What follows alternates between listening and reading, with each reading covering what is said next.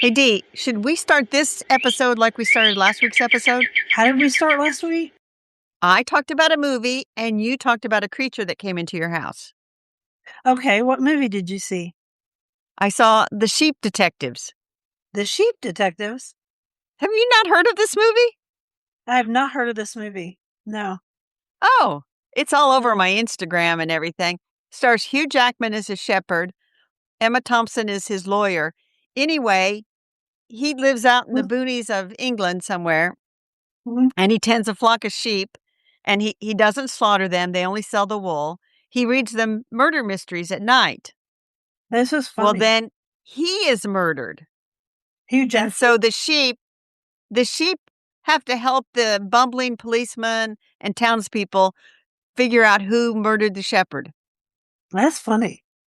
It was hilarious because the sheep are talking. The one main sheep that talked was Julia Louis Dreyfus was the voice. But anyway, cute movie. I highly recommend it. Kind of went Sounds down a rabbit adorable. hole after it. Cool. So, you're supposed to ask me if I found a creature. Did you find a creature? No. No. But one of my bosses did, and it was in her flower pot. And she about freaked out. But she was okay. It was Erin. Erin found a creature, but it's What all was right. the creature? Was it a It snake was a like you found snake. last? It was a snake. And I said, just get a water hose and squirt it and it'll go away. Okay, so I'm going to welcome us to the Garden Angelus. How about that? That Welcome would to be the good. Welcome to the Garden Angelus, where we chat about flowers, veggies, and all the best dirt. I'm Dee Nash from Guthrie, Oklahoma, where I have 2 gardens out in the country right now, but hopefully And not I'm soon. I'm Carol Michael from Indianapolis, Indiana. I have a suburban garden measured in square feet. It's about a third of an acre. We are Garden Angelus because we love gardening. We want you to love it too. Yes, we do, and we aren't afraid to spill all of our gardening secrets, the good, the bad, and even the ugly. Let's move on to this week's episode. Good morning on Sunday, D. Good morning. Good morning, Sunday morning. It's very cloudy today in Oklahoma. It Sun keeps is, trying to come out. I have a client today at 1 PM, so I really hope the sun stays behind the clouds so it's not as hot as it was yesterday. How about if I just do my update real quick? do your update, and then I'll tell you about my weather yesterday. Okay, so yesterday was hot, hot, hot, and humid, and of course, I worked at the greenhouse. Next week is our last week, and I think they're closed. Just so people know, they're closed Monday, Tuesday, and Wednesday, and they open back up on Thursday. And we're about sold out of everything. We've got a few drop-ins that I actually helped put together yesterday. But I have a funny story about work. These Okay. 3 women came in, and we always greet people who come in. And so I walked up to them and I said, "Hi, how are you guys? Would this is the shade side, this is the sun side." And they just stare at me like I have 3 heads. And I was like, and one of them leans forward and she goes, "We watch you on Instagram." And she goes, "You're real." She actually said, "You're real." And I was like, "Of course I'm real." And then another lady came in who's a master gardener and she goes, "You really work here. I get to see you in action." Because I was putting together a pot. And I was like, "Oh, that's just so funny." So there was Well, that. And then I fertilized my Bermuda lawn and I overseeded it. And you might ask yourself why? Because Bermuda grass normally grows really great in Oklahoma. right. Well, if you don't water it or do anything to it for a year and it's brand new, it does not do so well. So I'm trying to work on it. It shows that nobody took care of it. And then I watered the front garden every dang day Oh my because gosh. it's so windy on this hill. And I got all the mulching done, but I'm still having to water because I've added a few plants and it's just super windy, so they get dried out. And I may have to actually plant a windbreak between my neighbor and me. I don't know. All right, and then let's see, I worked 3 days, and then I have a client today and a client tomorrow. I bought a Bolivian begonia, which is one of my favorite types of begonias. I like dragon wings too. And then I need to find a place to either hang it or stand for it because it's in a hanging pot, but, it doesn't have to hang. And Right. then I bought more tattoo periwinkles, but this time instead of papaya, I bought black cherry. And it's really pretty. I'm gonna plant them up by the house. Oh, and I also bought and I sent a thing to you the other day, a picture of a butterfly bush. I did not buy that, Uh-huh. but I bought Proven Winners plants. What did I buy? Oh, I bought Trufala, pink gomphrena, and I bought gosh, the fuchsia salvia. What's the name of that fuchsia salvia? Rock and fuchsia. Rock and fuchsia. I knew you'd know because you were looking at it too. So I bought 3 of those. So I think that's all I bought this week. I think. So I was pretty good, wasn't I? You were very good. I bought quite a few plants. Mhm. So I did find annual salvias for sale down at Miss M's. They weren't the skyscraper, but I bought What did you rock and buy? rock and fuchsia, rock and blue Good suede, one. That's a good black one. and blue, and then another one which I don't think is a proven winner called Roman red. Oh, I love Ramen Red. I think it's So I bought some beautiful. of those. I've mowed and trimmed, I weeded. I went to garden club on Monday, and the guy there was talking about hydrangeas, and I took Hydrangea Happiness by C.L. Fernari, and one of my club members just would not give it back to me, and I said, "You may borrow it until the next meeting." But he was selling some coleus and some angelonia, and I bought some from him. Um, I did also, speaking of proven winners, they sent me a new clematis. It's called Moongate Mocha. Can you see that? Yeah, I can see it's pretty. Yes, and what's really pretty about it, and it shows better on this little picture, the foliage is almost black. It's got that dark foliage like the pencil one I Yes. have, Midnight Madness. So I I love dark planted that foliage. out in my pink garden.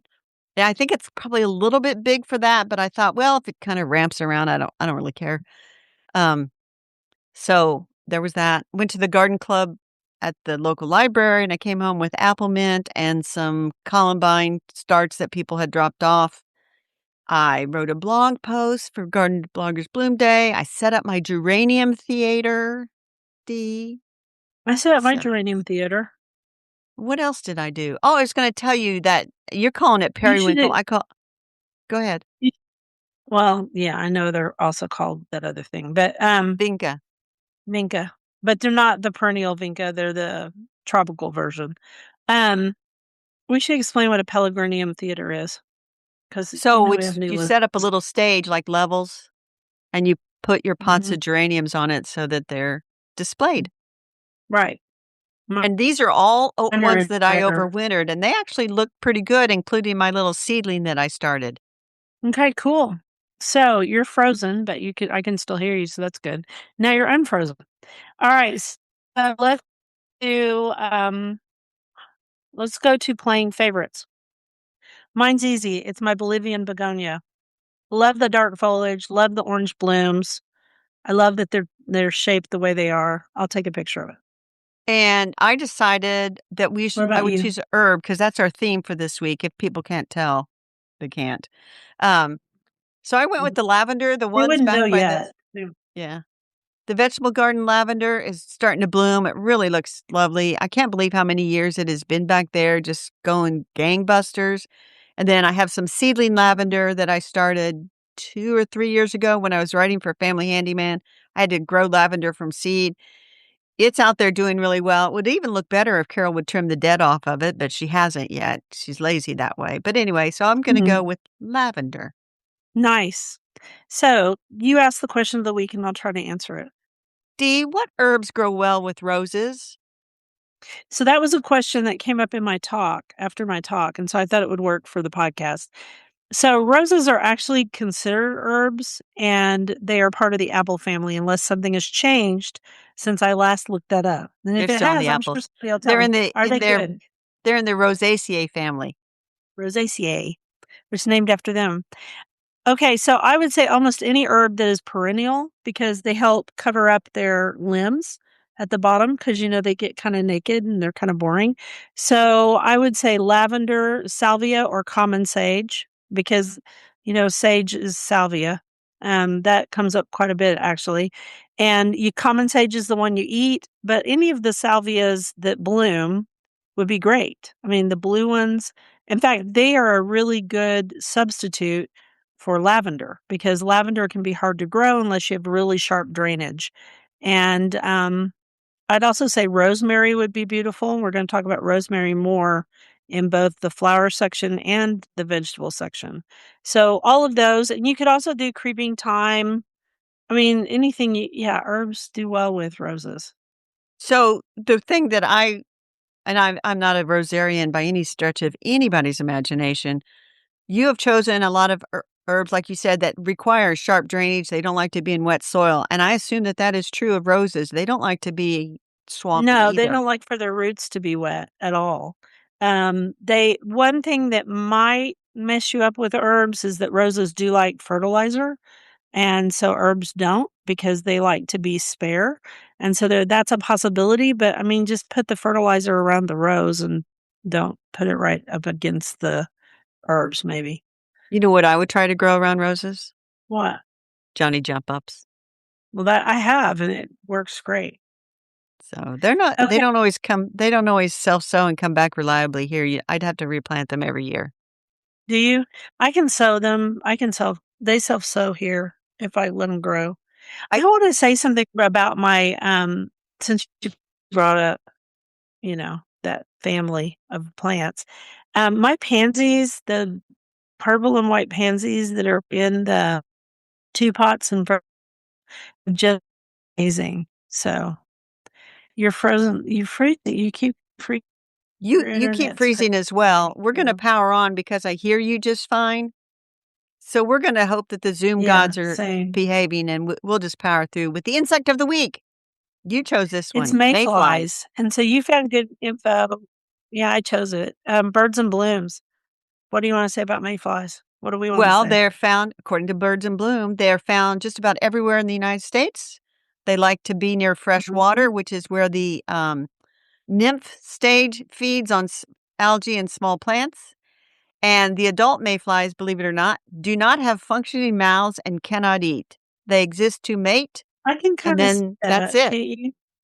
Huh, interesting, very interesting. So they only last about a day, and I always used to see their the metamorphosis from the child to the adult, that little it isn't a carcass, the little Pupa? outline of the body, yeah, I would see that on our screens at the old house, so, anyway, Well, don't be scared birds of them. love They're them. kinda pretty. Huh? Birds love to eat them. They do love to eat them. Alright, you wanna do the next quote? Sure. When one tugs at a single thing in nature, he finds it attached to the rest of the world. John Muir. And true that. That is very true. So, we decided to stick with the herb theme this week, and it's herbs to grow for the flowers. Which herbs would you grow for flowers? And you put roses. I put roses at the top of the list. Now, this would not be your hybrid teas or things like this. I would go more towards roses that are like, much simpler Landscape blooms. roses. Yes. Or ones And that one of the produce ones gigantic hips. Yeah, those are pretty. Yeah, I think those are really pretty. Some of them produce hips, some don't. I have a new one that is called, I keep wanting to call it jelly bean, but that's not its name. Sweet pea. I have a new rose called sweet pea, and it is covered in blooms almost all of the time. So that's The kinda cool. rugosa roses would be good in an herb garden. They'd be great in an herb garden. A And lot of the old I roses. wanted to say when you said I got a new rose, isn't that like telling me I'm still breathing? Well, I have this new garden, so it needed roses, don't you think? Right, because one doesn't just dig up the old roses and bring them over because they've gotten big and things, right? And they have very extensive root systems, and that would be hard. You'd be better off to take cuttings. And so you grow roses for the flowers, but you also grow them for scent, and the damasks are really known for their scent. And one that I'm going to try to find next weekend is Luck, which is actually pronounced Luck, but it's spelled differently. And that's the one that's Bulgarian. Which is what the Nice. rose oil is made from. Yes, Antique Rose Emporium has it, and I'm going down there for a meeting, but that's part of my garden commissions for next week, or this week, actually. So, rosemary was one that we mentioned along with lavender, but lavender, we've talked about extensively. There are several different varieties out there. Some of them do better in different climates. You have more luck than I do. Um, my lavender, the best one I've ever grown is phenomenal, and the second best one is the Grosso one, which has got the wider leaves. So those two have done really well here, but I have extremely sharp drainage, so that helps too. So rosemary would not overwinter here, so this is one that you might put in a pot or just plan for it not to be there next year if you planted it in the ground, but has lovely blue flowers if you can get it to flowering stage. Right, there's different types of rosemary, and actually I did a giant article for Family Handyman on rosemary, and the ones with the blue flowers are especially prized, but they are not hardy here either. They're hardy in Yeah. Texas, Dallas, And I Texas. bought 2 rosemary plants that actually are particular varieties from the young ladies at the Johnson County Garden Fair a couple of weeks ago from the Blooming Greenhouse or Bloomer's Greenhouse up in West Point, Indiana. So I hope to have better luck with rosemary this year.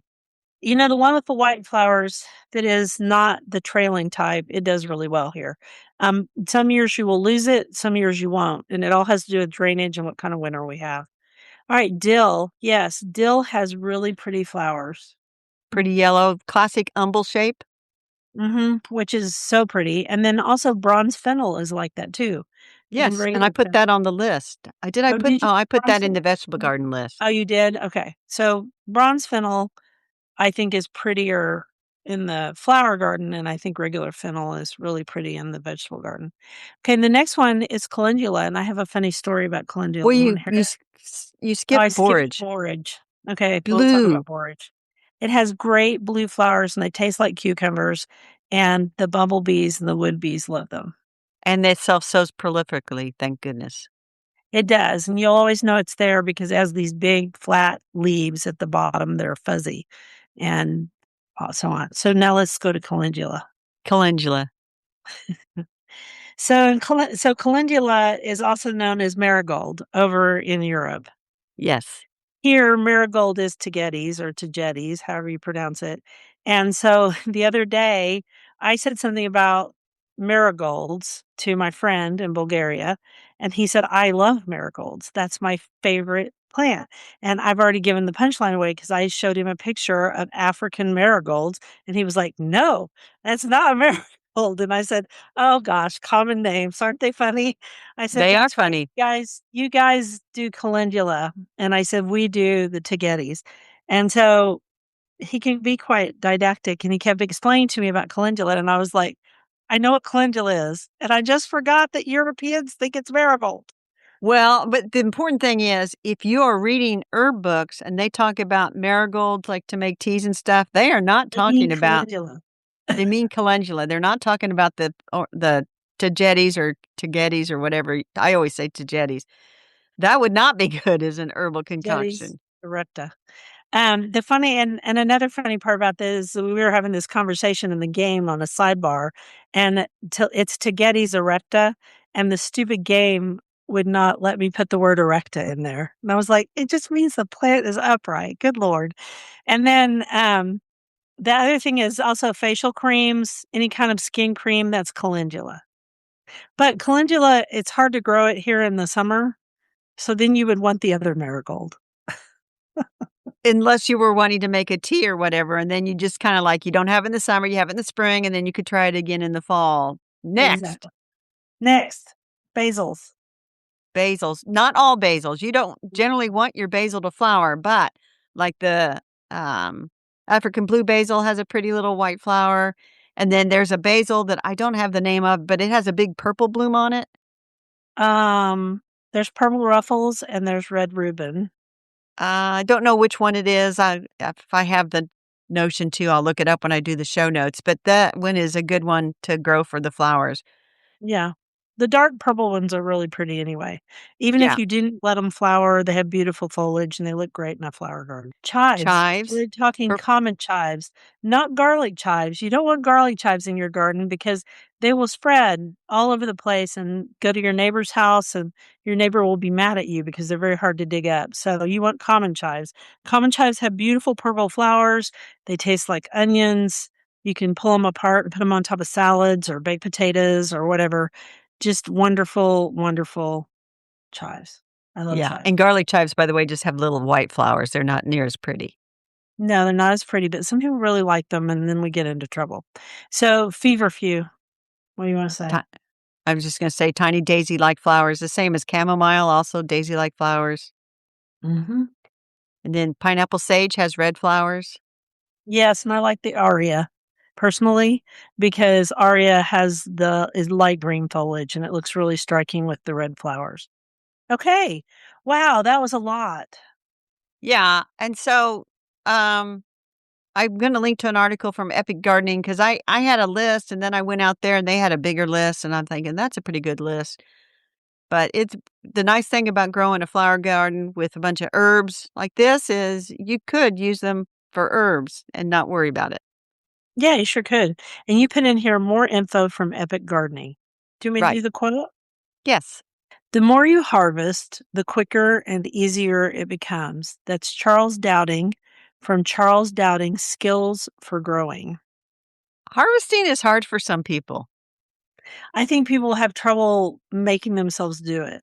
Like they'll grow cut flowers and not harvest those, or they'll grow tomatoes and not harvest those, or green beans. I don't. Or they'll think, "Is it good today or should I wait one more day?" And then you wait one more day and maybe it went over and it was like, "No, now it's no good." Like Or the squash, it got raccoons too ate it. big. Or I was just gonna say critters came in and ate it. But yes, Very yellow squash, like summer squash, which is zucchini, or yellow squash or patty pan squash, you need to just harvest it young because it grows exponentially fast. unbelievably fast. But anyway, we're gonna talk about herbs for the vegetable garden, and my thing is I would stick with mostly annual herbs for the vegetable garden. No, sage isn't an annual. Well, I was thinking about it in terms of it oftentimes dies out here in the wintertime. Ah, okay. Sage does really well and usually makes it here, but and if you're gonna grow sage, there's some really pretty ones that are tricolor, and there's the regular one that's gray blue. So sage is great. Basil, we've talked a lot about basil in the past. You go, Yes, and I'll we don't see. have to belabor it. I'm just saying you could put some basil. A lot of people like to put basil out there with their tomato plants Mhm, in anticipation of some kind of a basil tomato mozzarella salad of some kind. Dill, mhm, we've talked about dill because it self mhm, sows all over my garden. I'll have it somewhere. Fennel, mhm. bronze fennel, regular fennel. My bronze fennel reseeded. I got a lot of it coming up back there. Nasturtiums, Nasturtiums. Mm, very pretty. wonderful plants. Very pretty, good for flowers. They taste good. They taste like pepper a little bit. They're great on top of salads, the flowers are. We're back to calendula again. We talked a lot about calendula in the last section, but the petals are lovely to harvest and sprinkle onto your food. They make a lovely gold, and they're beautiful, and people also use them to dye eggs. And then you put fennel again because I guess you wanted it twice, and then there's summer savory. Yes. Now What my do you wanna say? I just got the notice that my internet connection is unstable. So if I just freeze, you just keep talking. Okay, that's what I did just a minute ago when it did it. So summer Summer savory. savory, I've grown it once because I wrote an article eons ago for Indiana gardening. Mhm. I'm just saying it's a nice herb to put out there next to your green beans. Mhm, and then there's garlic. Once again, not garlic chives, true garlic. And you put it in the garden in the fall and you take each little individual clove and plant it, and then you'll have beautiful garlic. And if I'm going to grow garlic, I'm going to grow hardneck because you can't really get it in the store very easily. And it's easy to grow it organically because nothing wants to eat it except for human beings. And then I harvest mine in June. When would you harvest yours? It would be end of June, early July. Yeah. Okay, and then you said what makes an herb good for the vegetable garden? Of course, Well, it has edible. to be edible. Yeah. Flowering brings in the pollinators, so that's Right, good. right. And usually it is an annual because it's just you want to be able to remove the crop and put a new crop in of something else. Right, right. And if you're putting herbs with certain vegetable plants like savory with green beans or basil with tomato, you want to rotate those with those others. And I'm just going to give a shout out for Emerald Towers, Everleaf Emerald Towers basil. I think it's wonderful basil. It does not go to seed. It's really great. And they also have Thai Towers now, which is more of a Thai basil. We have grown it for several years, and you can get the seed pretty easily now. When we first started growing it, it was brand new, and it wasn't even on the market yet. But now you can get it, and it's just a really good one. I mean, Genovese is the classic basil, right? but it goes to seed really fast here. So, I have a and new then, basil that um, Burpee slash Pan American Seeds sent me. what is it? I want to say Monteverde. Oh, sounds pretty. I'll Means have Green to. Mountain, right? I Green think Mountain so. basil. Yeah, Monteverde. They sent me. Actually, they sent it to me with the annuals that they sent, and Uh-huh. then it's also coming with some vegetable plants that they're sending. That's nice. That's because you've written for them. They like you. Yeah, And then Monteverde. you Yeah. yeah. What's so special about it? Does it say? A fast-growing variety with classic Genovese flavor and resistance to downy mildew, perfect for Ah, harvesting throughout summer. Large cup, bright green leaves are great chopped fresh and used in pasta dishes or salads or for making pesto. okay. So the downy mildew issue, we didn't bring it up, but that's quite common, especially in um, less sunny areas. And but in my garden, it's sunny and dry, so I don't really Which have reminds problems with me, it. all this reminds me, now again, apologies on this episode for Carol's internet. Um, I do want to get some emerald towers. I've got some seed. I need to start some seeds for it because I haven't seen it for sale. And then the basil bonsai, the bonsai basil, so cute. Mhm. I think So I'm going to cute. start some seeds for that and just grow that for fun. It's a little bitty basil, and it's very cute.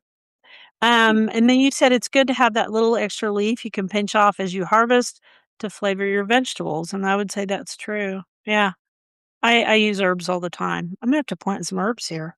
I don't have Yeah. any The other herbs. thing I would say, and I think our listeners are like mind, do not be do not be And spraying pesticides, insecticides all over your vegetables and herbs. Do not. no, You you you don't need cannot to. clean off herbs like this. You just Uh-uh. can't. Well, and also pollinators come in, so you don't wanna Yeah, kill your don't be pollinator. doing that. It's just not necessary. No, I I don't care shouldn't. what's out there eating your vegetables. I don't care what's out there eating your vegetables. Don't use insecticides in the vegetable garden. Sorry about that. Wow, feeling kinda ranty. How about you do the next quote? My life is part humor, part roses, part thorns. Brett Michaels. On our You find bookshelf. these. Huh? You You don't know find where I these. found that one? I find I some good don't. quotes sometimes. Okay, so this is called Carol bought this. Time Traveler's Herbal Stories and Recipes from the Historical Apothecary Cabinet. And it's by Amanda Edmondson, an herbal storyteller. And she's on Instagram. I don't know this. An algorithm threw this up into my face, I guess. Mm-hmm. But I got it, and I'm like, I wasn't. I love it. There's. It's a It's a beautiful beautiful book. book. And so if you see inside how the pages are, I mean, Yeah, it looks very like an old attractive. book.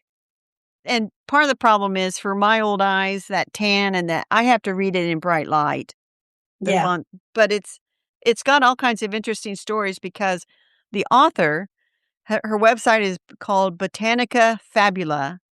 She's a professional herbalist, storyteller, author of this book. Known for her Mhm. unique voice and expertise, Amanda blends folklore and instructional plant knowledge with her warm, engaging tone, inspiring global audiences to reconnect with traditional herbal wisdom. Cool. And I've really been enjoying this book this week, Dee. And so I'll tell about more in the rabbit holes, but she's got, I mean, it's got the basic information and then it's got some recipes, it's got stories, Mhm. it's got the classic warnings like don't be an idiot, know what you're doing if you're actually going to ingest some of these herbs or working with them. Yeah, don't collect carrots out in the wild because it could be the carrot family is notorious for a lot of poisonous stuff. So, Yes. unless you know what you're doing, don't do that. She says, I have elected not to remind you continually throughout our journey to engage your common sense and to take sensible steps to ensure your safety. Mhm. However, she says, and be warned, there's no guarantee of your safety. It's kind of up to you. She can't protect you. You alone are responsible for your own well being as we venture forward into the historical botanical realm. So, and Mhm. then she's got some very good advice about when you're foraging, what to do in the kitchen, like, sterilize containers. People don't think, oh, just swish, swish and it's good. And Mhm. sometimes you do need to sterilize those containers. Mhm. But I love the little stories and stuff that she tells. And um, you have to do a little bit of translating. She's Scottish, and she's living up there in Scotland. So, but Right, so it's anyway, not exactly the same, but it's cool, and then she's got another book coming out. yeah, June 30th, Collected Curiosities, More Stories and Recipes from the Historical Apothecary Cabinet. Someone might have pre-ordered it from bookshop.org to thinking, if I've got one, shouldn't I have the other one? But That's I right. love, and this is a little bit about book as object. It's Mhm. just a beautiful book, Well, the and reason it's you just like it is because you loved those little scrapbook deals. That's a yes, beautiful end paper. You love those little scrapbook deals that look like they had little pieces of ephemera in them, and that's yes, exactly what this book is like. So that's why you yes, think and it's so pretty. and for my books, since I self-published, I couldn't do anything quite this elaborate, but this is how I would want my book to look if I, had Mhm. all the money in the world and all the resources at my disposal. I'm just showing pages because it's just a real nice book. Even a nice book to have out on your coffee table so that, somebody picks it up at random and looks through it. I really love it. Okay, I'm So gonna get the that's title again. the Time time Travelers. travelers are oh, you're gonna do it. You do it. Yeah. The Time Travelers Herbal Stories and Recipes for from the Historical Apothecary Cabinet by Amanda Edmondson. So, Okay. and we'll link to her website, and she's also on Instagram. All right. So I have the next quote. Just because it's natural doesn't mean you can be as stupid as you want with it. And this is by Susan Lynn Peterson. Western herbs for martial artists and contact athletes, effective treatments for common sports injuries. That's the name of her book. But I just loved the quote. I'm going to do it Mm, one more time. Just because it's natural doesn't mean you can be as stupid as you want with it. Isn't that good? that is good. That is a good herbal warning. It's a good word about all. Just don't be done with natural stuff. All right. So our dirt is getting more involved with herbs. And by the way, it is National Herb Week. It Runs it from was National Herb was. I Week. guess by the time this comes out, it'll be done. May 7th through the 13th, and is always the week leading up to Mother's Day, according to the International Herb Association. And they also name an herb of the year every year. And for 2026, it is turmeric. And then they publish a book about it. And you have the Yes. book on Uh, violas. yeah, 2022 was the year of violas, and so they actually list the herbs from all the way to 2030 what they're planning because they're already working on the book for 27, 28. That makes So there's sense. some good ones coming up. But anyway, and then I'm a member of the Herb Society of America, Are which you? is very lovely. Mhm. And you can join. It's not very much. It's like $55, I think. You're laughing at me. I am not laughing at you. I just didn't know this. You I'm knew just I saying, joined the Herb Society last year. oh, I forgot. Sorry. I have a lot going Anyway, on, Carol. they have a local groups that you can join. I'm not a member of the local group, though there is one here. They have a lot of good information on their website. There's over 2,200 members, and it's just a good place to connect with other people that are interested in herbs, no matter what level you're at. I consider myself a beginner when it comes to herbs. Yeah, me too. I don't know this much about herbs as some people do. Um, Although I've I, grown I, them forever. yes, they have a free webinar once a month. That's how I Sounds got good. connected. I did a webinar for them on Lost Ladies. That's right. I remember this now. Sorry, it just Okay, took me a minute. I'm sorry. I that's apologize. okay. Okay, Anyway, I'm going to do the quote and we'll do rabbit holes. this is a long quote, so get ready. I am more of an herb guy than a spice guy. It comes back to a certain conservatism I have regarding food. The French are not big on spices, they use more herbs. I know the spices used in European cooking and use them in moderation. I'm not going to serve a dish that is wildly nutmegged. That is David Waltuck, Chanterelle, New York City. Wildly nutmegged. I just thought it was a great quote. I really You get did. a dish at a restaurant, you say, "This is wildly nutmegged. Perhaps you want to tone it back a little bit." Tone down the nutmeg. Yeah, European cooking, other than the French, has a lot of paprika, at Yeah, least you in can just Eastern overuse European. a spice and ruin a dish pretty quick. Okay, so rabbit holes? I don't have one. So I went down the rabbit hole of Amanda Edmonston, who wrote the book that we featured this week. And Mhm. as I mentioned, she lives in Scotland. I have some ancestry from there. Anytime I start looking into herbs, I go down several rabbit holes. Mhm. Then the other one is I ended up in a rabbit hole of anthropomorphism when animals are given human characteristics. Right. So I mentioned I finished listening to Watership Down, and there Mhm. the rabbits, they got into wars They and talk. battles and all that kind Mhm. of stuff. Very, very human like. And then when I was done with that, I listened to a little mystery called Shady Hollow by Juno Black. Mhm. All the characters are animals, but they do human things like run a newspaper, run a sawmill. I don't know if you've read any of those. No.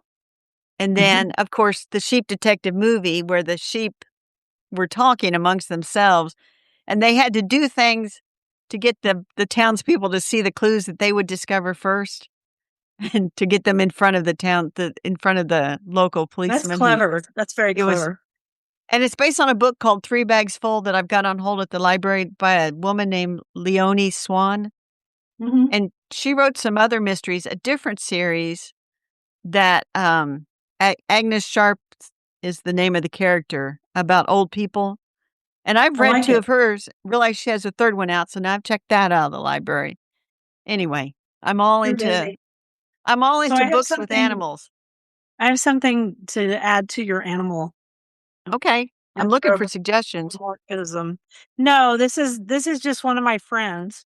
It's Bambi, and Bambi listens to our podcast, and she's in the game with me, and she took everybody's pets and turned them into an AI picture, and they're all decked out like in military garb, and I'll have to show it to you. I'm probably not gonna put it into the newsletter, but it was pretty funny and adorable. Of course, my cats haven't made it into any pictures because they were all dogs and a sheep. We have a sheep and some rabbits, I think. And so I was like, "It's just really cute." And she goes, "Did I miss anybody's" she has a name for it, Paw Patrol. "Did I miss anybody?" And I said, "Well, my cats." And I don't know if she's responded or not, but she did all that on Discord, and she did it on AI. She's really good at these stories. I think she Well, should be a writer. if somebody has a book for adults to read, and don't look up adult book with animals, that don't look that up on the internet. It's terrible, but the No, term if you Google adult book about, don't do that. no, you'll end up with something about that topic, which we can't say because we're So, rated but there's G. other ways to find that. And then because D, now this is exciting news that I found out at gardening club at the library. It's not in our show Okay, notes. okay. There's an adult reading program for this summer where you get prizes Yeah, for reading. that'd be fun. I I love it. know. I'm like, "What?" And she says, "Yeah." And you can get a pen, the big prize, you can get a glass, Remember you when we can were get. kids and we did that? That Oh, was yeah. You yeah. had a little sheet you filled out. Well, now there's an I don't app. read now. I've been too busy to read, honestly. Well, audiobooks count. Well, I mean, I can't really listen to an audiobook at work, but work is almost done. Once work is done, my life will get a little more calm because I'll just be doing garden coaching. Well, there's an app called Beanstack, and I'll put a link to it, and if your library has a program, they're probably using this app where you track your reading hours, and the Indianapolis Public Library has a goal of, I don't know how many million hours between adults and kids that they wanna have read this summer, so I'm That's totally great. signed up. Starts I'm sure you May. are. Huh? I'm sure you are. This I'm is such just your bailiwick, as it were. oh, and the last thing is I did write about Elda herring finally, all Okay, about Elder. growing plants from seed, Cool. All so right, a garden to visit. And we chose the Chelsea Physic Garden, and I've been there.